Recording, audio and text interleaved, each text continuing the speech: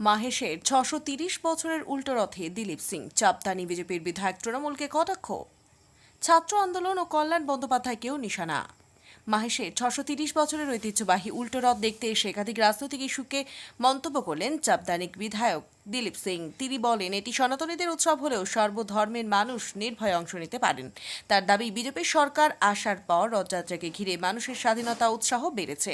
দিলীপ সিং এর অভিযোগ, তৃণমূল আমলে রথযাত্রার উপর রাজনৈতিক প্রভাব ছিল। তিনি বলেন, আগে তৎকালীন সাংসদ কল্যাণ বন্দ্যোপাধ্যায় এলে বা না এলে রথে রশি টানার বিষয়টি নিয়ে আলোচনা হতো। এখন আর সেই পরিস্থিতি নেই। মানুষের ইচ্ছাতেই রাজ্যে পরিবর্তন এসেছে এবং শ্রীরামপুরবাসীর মধ্যে রথকে ঘিরে নতুন করে উৎসাহ উদ্দীপনা তৈরি হয়েছে বলে দাবি করেন তিনি।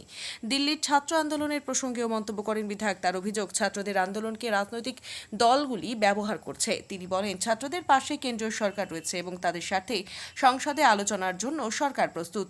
প্রশ্নপত্র ফাঁস রোধে প্রধানমন্ত্রী প্রয়োজনীয় ব্যবস্থা নেওয়ার আশ্বাস দিয়েছেন বলেও দাবি করেন তিনি। পাশাপাশি রাস্তায় হিংসাত্মক ঘটনার জন্য ছাত্রদের দায়ী না করে রাজনৈতিক মদতের অভিযোগ তোলেন। রাজ্যের রাজনৈতিক পরিস্থিতি নিয়ে তৃণমূলকে কটাক্ষ করে দিলীপ সিং বলেন, গ্লাস থেকে জল পড়ে গেলে যেমন তার কোনো চিহ্ন থাকে না, তেমনি তৃণমূল ইতিহাস থেকে শেষ হয়ে গিয়েছে। দেখুন, ঠাকুর ছাড়া তো সংসার চলে না। আর আজকে যখন ঠাকুরের উৎসব, তাহলে নিশ্চয়ই শ্রীরামপুরবাসী বা আশেপাশে যতগুলো বিধানসভা আছে সব জায়গার মানুষ আজকে উল্টো রথের দিনেও সেইভাবেই দুপুর থেকেই সব জমায়েত হয়েছেন। আর ভিড় তো এখন এতটাই হয়ে যাবে কি ভিড় সামলানো যায় না। কারণ কি, আজকে মাসি বাড়ির থেকে ফিরে নিজের স্থানে আমাদের জগন্নাথ প্রভু সুভদ্রা আর বলরাম সবাই যাবেন।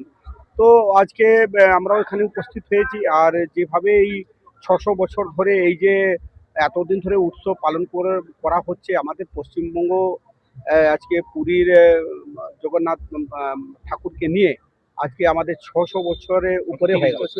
৬৩০ বছর, ওই তাই বলছে ৬০০ বছর, ৬৩০ বছর হলো। তো এটা মাইনে রাখা ইতিহাস আছে, একটা বড় ইতিহাস। আর এই এইটাই তো প্রমাণ হয় কি ঈশ্বর আছেন বলে আমরা আছি। না হলে নিঃশ্বাস কেউ নিতে পারবে না। ঈশ্বর ছাড়া তো কেউ নিঃশ্বাস নিতে পারে না। ঈশ্বর আছেন, কিন্তু এবারেরটা ২০২৬-এর এই যে উৎসবটা একটু অন্যরকম আছে।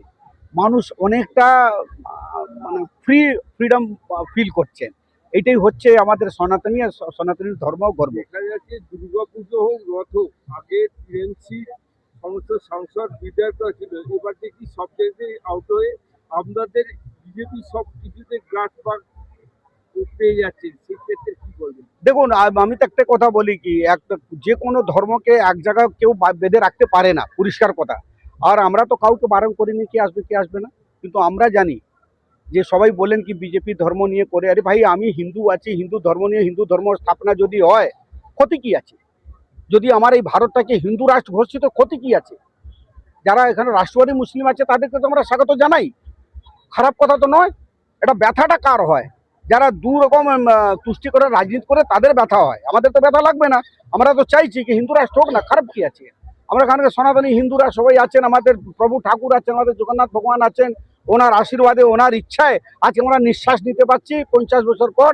এবার পশ্চিমবঙ্গের ভালো করে নিঃশ্বাস নিতে পেরেছে। এবারটা এই যে রথ, উল্টো রথটাও দেখার মতন আছে। তার কারণ একটাই, আপনি দেখুন, আমি যেদিন আমাদের রথ বেরিয়েছিল সেদিন আমি ঢুকতে পারলাম না। ৫খানা প্রায় রথ জায়গা আমি জগন্নাথ ঠাকুরের দড়ি দিয়ে আমি যেটুকু টানতে পারলাম আমার সৌভাগ্য।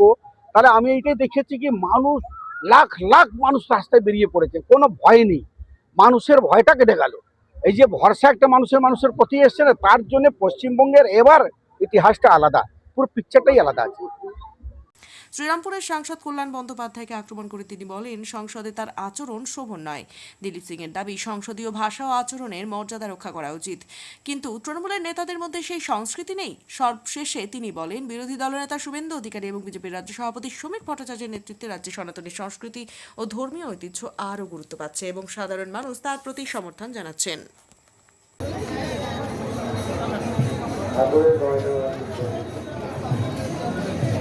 ঠাকুর এখন রথে উঠতে শুরু করেছি।